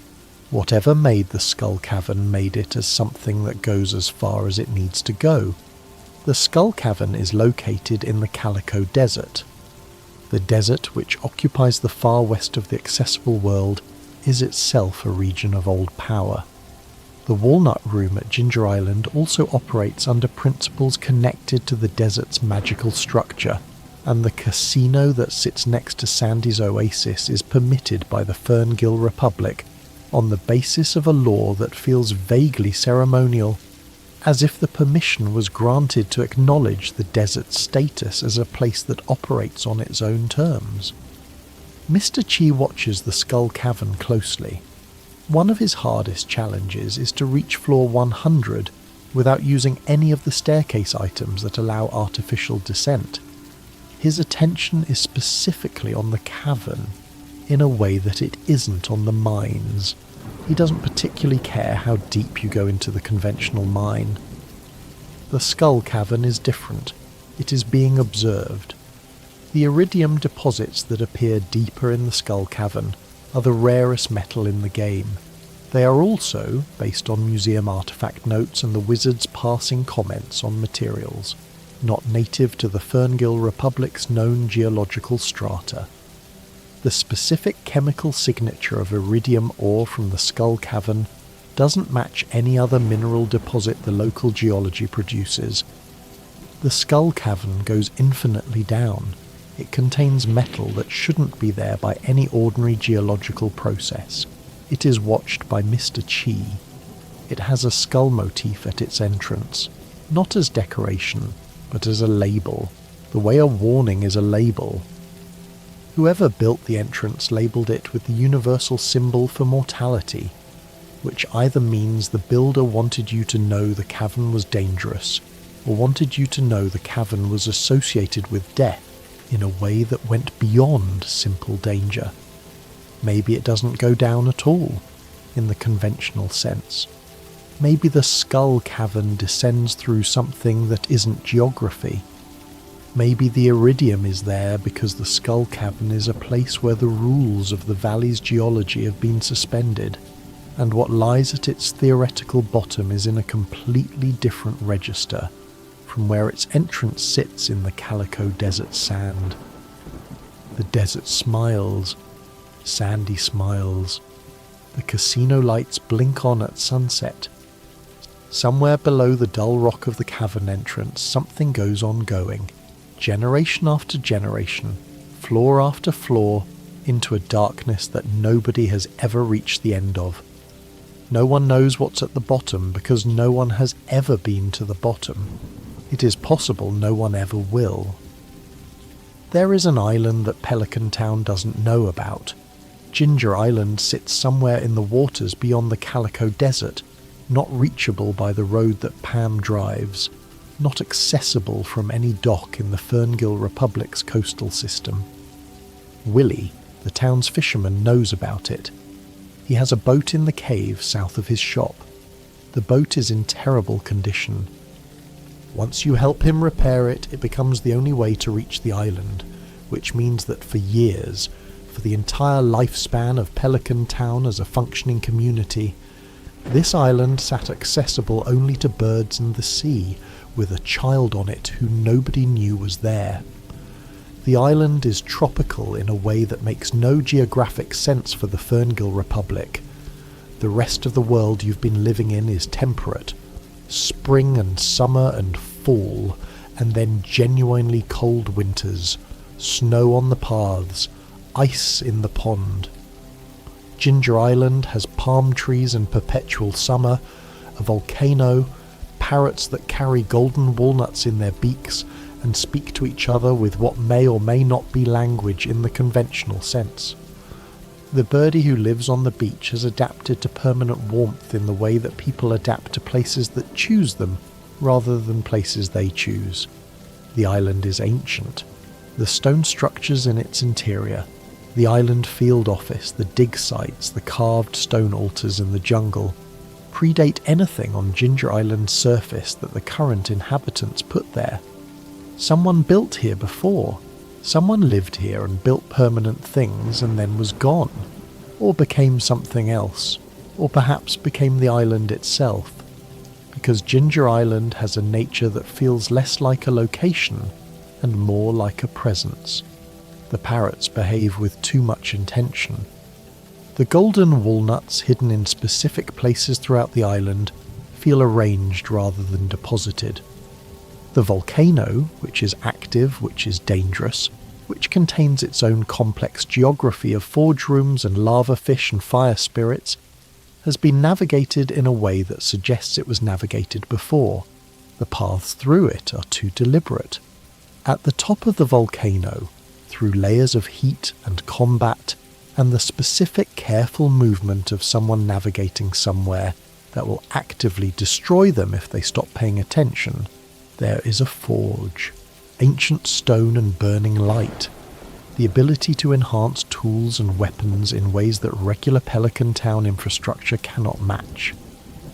Whoever built the forge built it at the top of an active volcano, which is either the most impractical or the most obviously correct choice for a heat-based metalworking process, depending on your engineering priorities. The forge has been waiting. The dragon at the upper levels of the volcano, a creature that, when you face it, responds to your approach with the specific quality of something that has been guarding the same territory for a very long time, was either placed there deliberately or simply chose to remain because the volcanic path is the kind of environment that a sufficiently old and sufficiently fire-adapted creature might find preferable to anywhere else. Ginger Island raises a question of how large the world of Stardew Valley actually is. The valley, the desert, the island, each one a new layer of history, each one with its own set of mysteries that only partially connect to the mysteries of the previous layer. They are not three settings for the same story. They are three settlements in a single, much larger world that has its own history, parallel to everything happening in a small farming town, a history that the farming town knows almost nothing about. The parrots bring nuts. The people on the island adapt to the warmth. The volcano keeps going as volcanoes do, burning through whatever fuel feeds it, unchanged by the passage of everything else. Let me tell you about the prismatic shard. It is the rarest item in the game, the most valuable, the most versatile. It can be used to dye any piece of clothing any colour you want. It is one of the acceptable offerings for certain ceremonial purposes at the fair. It is what the dark shrine of selfishness requires as payment for transforming your children. Mr. Chi accepts it in specific contexts. The dwarf, if you offer it, responds with a reverence unlike his response to any other item. It appears in the deepest levels of the skull cavern, occasionally in meteor impacts on your farm, occasionally in treasure chests in the mine. It is a rainbow-coloured gemstone, not a gem that occurs in any colour that regular minerals produce, but one that cycles through the visible spectrum in a way that suggests either a unique refractive structure or something that operates by slightly different optical physics than ordinary matter. The museum's entry for the prismatic shard is one of the most restrained descriptions in the entire artifact collection. Gunther, who is generally enthusiastic about everything donated to the museum, receives the prismatic shard with a kind of careful quiet. His notes say only that it appears to be unique, that no second example has ever been confirmed, and that its precise geological or celestial origin is unknown. Unknown. From Gunther, who has entries for every other mineral and artifact in the game, with varying degrees of scholarly authority. The prismatic shard is unknown. It falls from meteor impacts. Meteors are rocks from space. The strange capsule arrives from space. The iridium in the skull cavern is not native to local geology. The prismatic shard cycles through colours the way certain extraterrestrial materials cycle through phases. None of these connections are made explicitly by the game, but they exist in the same texture of mystery, the suggestion that the valley sits in a world that has, at various points, been touched by something from outside it. Something that arrived not through the mountain passes or the Gemsea trading routes, but through the sky, in the way that things arrive from very large distances. The prismatic shard can transform children into birds. This is the capacity that sits most uncomfortably alongside everything else, because it implies that whatever the shard is made of is not simply rare, but fundamentally transformative, that it is the appropriate offering for a process that changes the nature of a living being at the level of what they are. Things from space, in the logic of Stardew Valley, seem to carry a power that the valley's native materials don't. The iridium makes the best tools. The prismatic shard makes the most powerful transformations. The strange capsule carried something alive that no one has ever successfully examined. These are not ordinary rocks. Whatever solar system or star system produced them operated under conditions that left their mark on the material themselves. The dwarf reveres the prismatic shard with a specificity that his reverence for other items does not show. His people, the Smoluanu, sky people, had their origins somewhere above the current underground, and perhaps further above than that. He keeps his own counsel about what the shard means to him, but he holds it the way a person holds something they recognise. The ancient seed is one of the museum's artefacts, but it is unlike every other artefact in Gunther's collection. The other artefacts are exactly what they describe: broken objects, remnants, items from lives that were lived and ended. The ancient seed is alive. It is dormant. It has been dormant for what the museum's geological dating places at several thousand years, but it is not dead. Whatever biology the seed carries has been in suspension, waiting, preserving itself through whatever processes a seed uses to endure the gap between planting times. When you plant it, on normal farmland with normal irrigation and normal seasonal conditions, it grows. It takes an entire season to grow, the entire length of a spring or a summer or a fall, and then it produces the ancient fruit, a large purple berry. And then, unlike almost every other crop in the game, it doesn't die. It keeps producing. Every week, indefinitely, without needing to be replanted. A perennial persisting through every subsequent season. The plant is enormous. Its leaves are larger than standard crop plants. Its colour is deeper, more saturated. Its roots, when you look at the farmland around it, appear to go significantly deeper than other crops' root systems. It behaves like something that was designed to last, not like something that was designed to be harvested and replaced. Where did it come from? The museum's entry for once doesn't speculate about civilization of origin. The ancient seed is prehistoric in the specific sense of predating written record, predating the museum's ability to assign it to any period or culture. It was in the soil, it was waiting. That is all that is known. Players have speculated that the ancient seed belongs to the same pre-dwarven, pre-shadow people culture that left the unattributable artifacts in the deepest soil layers, the ones Gunther labels of indeterminate origin. That whatever civilization existed in the valley 3,000 to 4,000 years ago grew ancient fruit, or grew something that became ancient fruit after several thousand years of being underground waiting for the right conditions. That the rare seed from the travelling cart is either related, the same original plant propagated through different channels, or is the companion to the ancient seed in some larger botanical system that once covered the valley and has since been lost. There is something remarkable about the ancient seed in the context of everything else we've discussed. Every other mystery in the valley is a question with no answer provided. The sealed capsule doesn't open to explanation. The well doesn't reveal what it seals. The old mariner doesn't tell you his name, but the ancient seed, the oldest living thing you ever encounter in the game, offers you the possibility of growing it, of watching it produce fruit, of keeping it alive in your own fields. The mystery of the ancient seed is not what it is. It is what it was doing in the soil for thousands of years, waiting for someone to plant it. Patient in the way of seeds, which is the most patient kind of patience there is.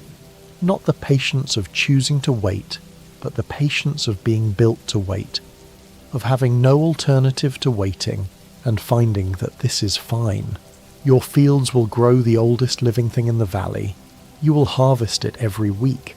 You will know it as an ordinary crop, the way we know ordinary things that were once extraordinary, and it will keep growing in your fields, in the place where something put it thousands of years ago, believing someone would eventually find it.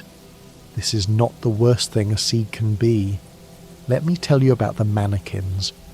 Clothing mannequins, the kind you can dress in chosen outfits and display around your farmhouse, are ordinary decorative items in the late game, available once your house has been expanded to accommodate more complex decoration.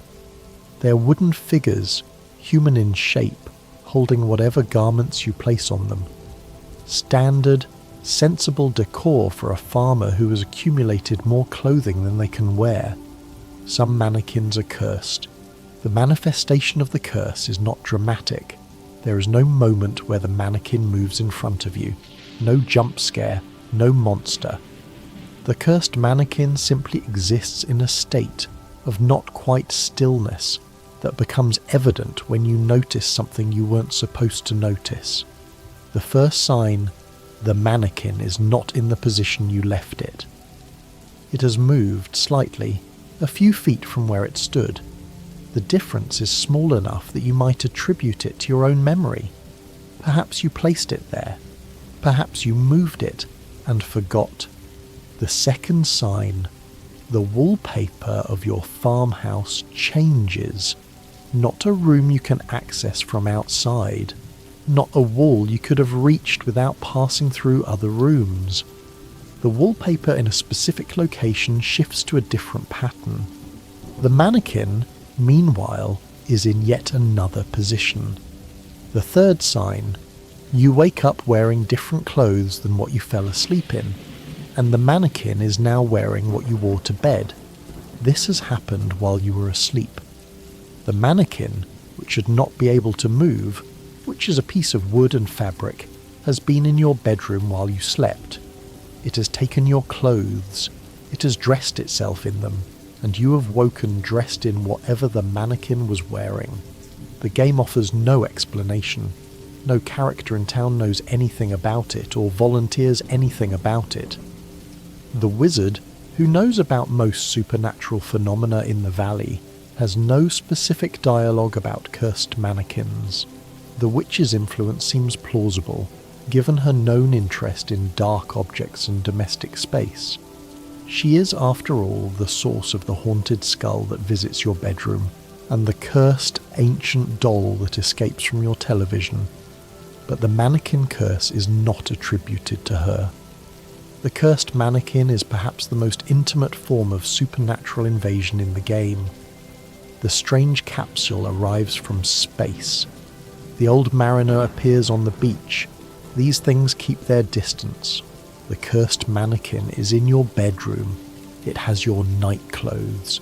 It is standing somewhere in your house right now, in a corner near a window at the foot of the stairs, and it is wearing something of yours, and you don't know where it will be when you look next. It is never violent. It is never threatening in an explicit way.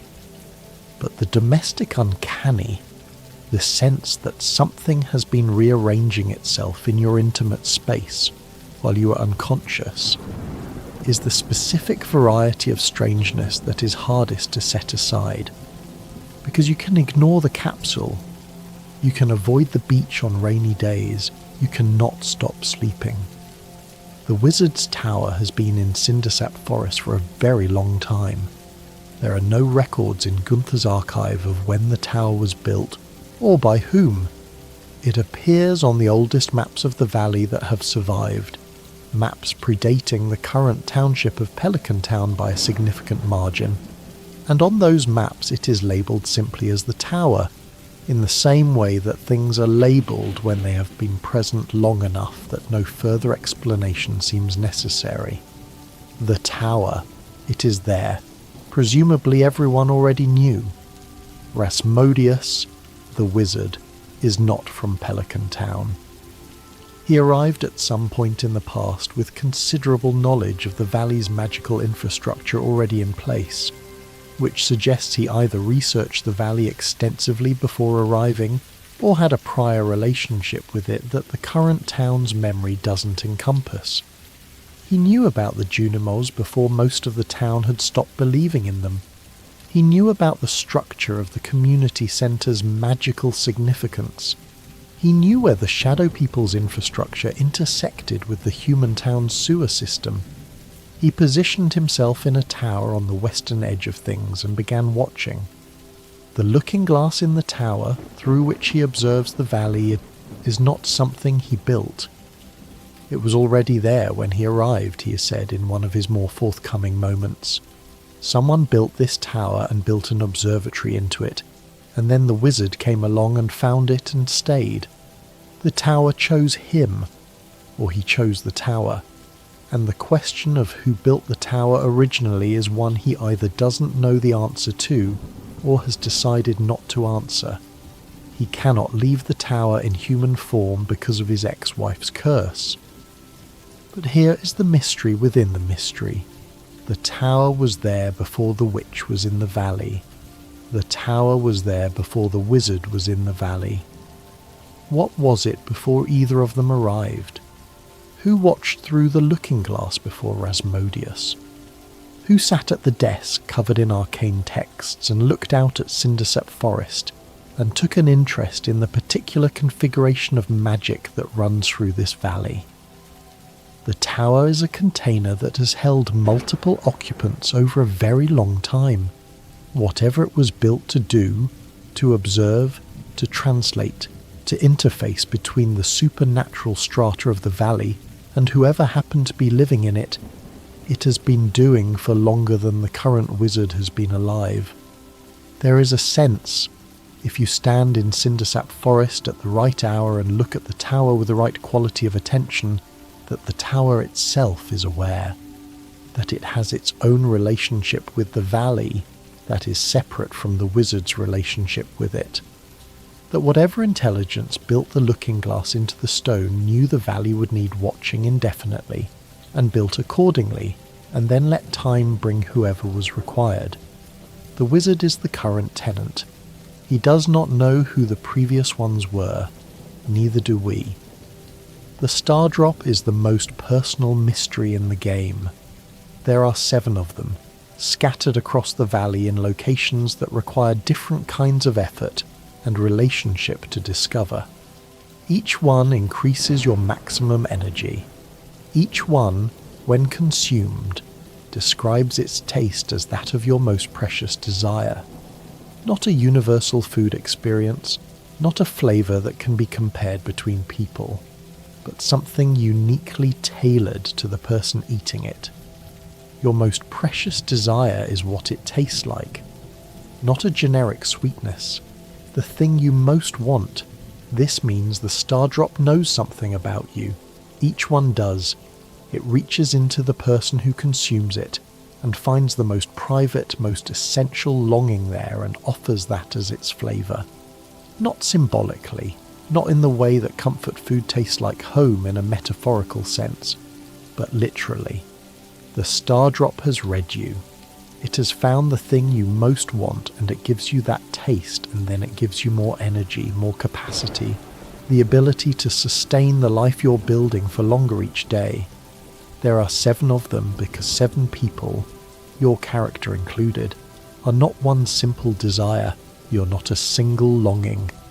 You are, if the game's design is taken seriously, capable of evolving what you most want across a relationship with this valley. The Stardrops don't tell you what they found. They don't report back. Your character tastes them and makes a brief note. It tastes like the place I grew up. It tastes like my grandmother's house. It tastes like what I've been hoping for. And then the moment passes and you have more energy. But the Stardrops were placed where they are deliberately, by someone or something that anticipated what kinds of effort would be required to find them, fishing to a legendary standard, befriending specific characters with sufficient depth, completing the community centre, navigating Mr. Cheese challenges, reaching the deepest accessible floor of the mine. Whoever seeded the valley with Stardrops built a curriculum. Do these things in roughly this order, and you will find these objects that will know you and give you more of what you need to continue. Old Master Canoli's shrine holds one. The oldest structure in the secret woods, built by whoever inhabited this valley before anyone else, holds an object that reaches into the person who approaches it and tells them what they most want.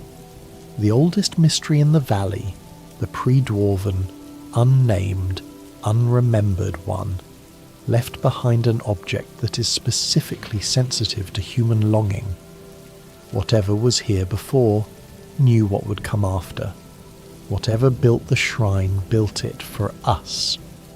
For people who would arrive with their most precious desires still unnamed, still unsatisfied, and who would approach with the right offering, and who would find out for just a moment what they've always wanted, and then they would have a little more energy for the work ahead. The Festival of Ice happens in winter, the Egg Festival in spring, the Luau in summer, the Spirits' Eve Festival in fall, a Halloween equivalent, but older than Halloween in the valley's own calendar, older than the current residents' memory of why it was given this specific name. Spirits' Eve, the Eve of Spirits. The night when something about the boundary between the ordinary world and what lies beyond it is traditionally considered thinner than usual. The festival involves haunted maze decorations, pumpkins, candy, the cheerful community organisation of people who've long since reduced the occasion to a pleasant tradition without examining what the tradition was originally marking. But the name is still there, the Eve of Spirits. Someone, when this festival was first established in Pelican Town's calendar, was marking something specific. Either they genuinely believed the night of Spirits' Eve brought spirits closer to the visible world, or they were honouring a tradition older than their belief system that said so. The valley has ghosts, not metaphorical ghosts, not people who are haunted by their pasts, though it has plenty of those. The valley has literal spirit presences accessible through specific mechanisms. Your grandfather at the summit, the Junimos in the forest, whatever it is that the witch's hut interfaces with, whatever the wizard observes when he uses his looking glass at certain hours. Spirits' Eve, observed by cheerful villagers in costumes eating candy and admiring the illuminated maze that Pelican Town erects near the pumpkin patch, is the only night of the year when the entire community gathers to deliberately mark the presence of something that, on any other night, they would categorize as either superstition or someone else's problem. The maze is lit by lanterns. The pumpkins glow orange in the dark. Children walk between them and are told it is spooky in the safe, manageable way that spooky is supposed to be. And on Spirits' Eve, the valley's actual spirits, the Junimos, the ghost of your grandfather's care, whatever came through the capsule, whatever is in the well, observe the festival the way the merperson observes the night market, from whatever distance is comfortable, with whatever they experience in place of curiosity or fondness. The community gathers once a year to acknowledge that the world is larger than what's visible. They do it with candy and costume and controlled fear, because that is how communities have always done it. The actual thing is too large to confront directly, so you build a smaller version of it and gather around that instead. You make the incomprehensible comfortable by giving it a maze and some pumpkins. The valley's spirits get one night a year where the people above them are paying the right kind of attention. Even if they don't know exactly what they're paying attention to, that might be enough. The valley's spirits are patient. They've had to be. One more mystery, the last one. There is a faded path in Cindersap Forest. Not the main path that leads south toward Marnie's ranch or west toward the Wizard's Tower, but a side path, older and less worn, that exists at the edge of the map and leads nowhere that the game currently marks as a destination. Players have walked it. The path continues past the edge of the map in a way that, technically, means it leads somewhere outside the valley's current accessible borders. The travelling cart appears nearby on Fridays and Sundays. The cart came from somewhere. It goes somewhere. The path is old enough that whatever travels, it has been travelling it long enough to wear it down. In the library there is a book called Mapping the Unknown Wilds, one of the lost books, water damaged, the spine partially detached. It contains the fragment of what appears to be a research journal by an early cartographer who was attempting to map the areas beyond the valley's familiar borders. The journal breaks off mid-sentence, not at the end of a paragraph, not at the end of a thought, but in the middle of recording what the cartographer was observing at that moment, mid-sentence. The book was found in a fishing treasure chest in the river several seasons into the valley's modern period. Whoever lost it near the river. Whatever was happening when they stopped writing was happening near water. The cartographer was mapping something. The mapping stopped. The book ended up in the river and then in Gunther's library. The path at the edge of the forest continues past the accessible world. We don't know what's on the other side of the mountains. We don't know what the cartographer saw when they stopped writing. We don't know why the path is worn. We don't know where the travelling cart goes on Mondays. These are not the most dramatic mysteries in the valley. They are perhaps the most honest ones. Most mysteries eventually accumulate enough evidence that you can sketch the shape of an answer, even if the answer itself remains technically unconfirmed. These ones have resisted even the sketching. They are blank space on a map that someone started drawing and didn't finish, and the valley will not tell you what it chose to leave beyond its borders. Some things stay unknown. Some paths lead to places that are simply not yet part of any story that has been told. The forest grows dark beyond the map's edge. The path continues. And somewhere beyond what can be seen from inside the valley, something that may or may not have something to do with all the other mysteries is quietly going about its business, as it has been going about its business for a very long time. Patient as soil and seasons and old seeds waiting for spring. Let me tell you about the last mystery, the one that isn't in any one location or any one character, but runs through the whole game like a seam of iridium through deep rock.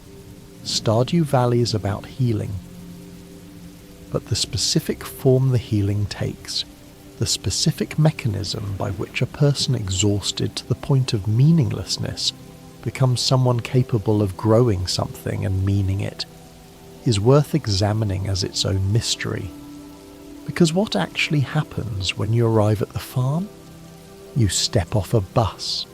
You're handed a small package of seeds. You look at a broken down farmhouse and a field full of weeds and rocks and old wood. You begin. And then, over the course of weeks and seasons and years, something reconstructs itself. Your energy increases. Your relationships deepen. The town heals somewhat as you participate in it. The community centre is restored. The farm produces abundance. Friendships become genuine. Some people get the help they needed. Some people face what they were avoiding.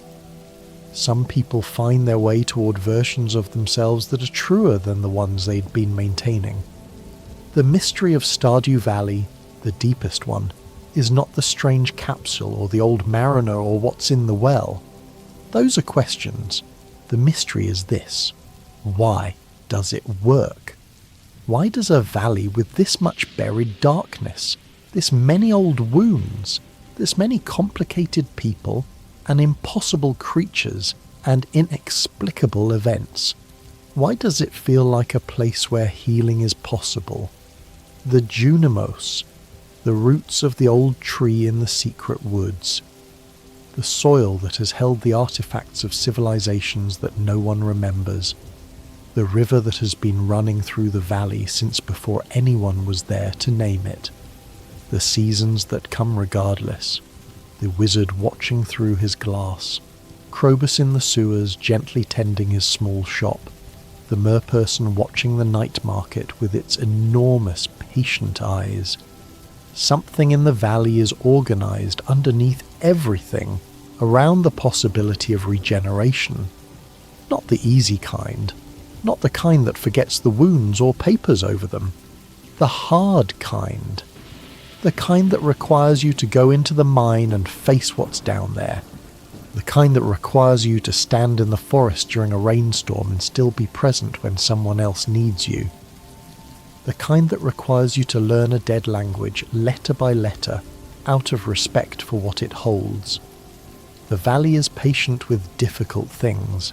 It always has been.